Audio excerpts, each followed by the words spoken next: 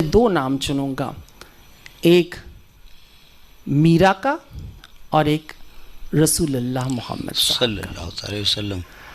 और यदि मुझ पर यह भी शर्त डाल दी जाए कि तुम्हें सिर्फ एक चुनना है तो मैं फिर मोहम्मद साहब का नाम चुन लूंगा सल्लल्लाहु अलैहि वसल्लम। क्योंकि अगर मोहम्मद साहब ने वो जमीन नहीं तैयार की होती जिस पर सब कुछ सिर्फ और सिर्फ एक अल्लाह का है, उसकी वजह से है, बाकी कुछ भी शामिल हुआ तो शिर्क हो गया।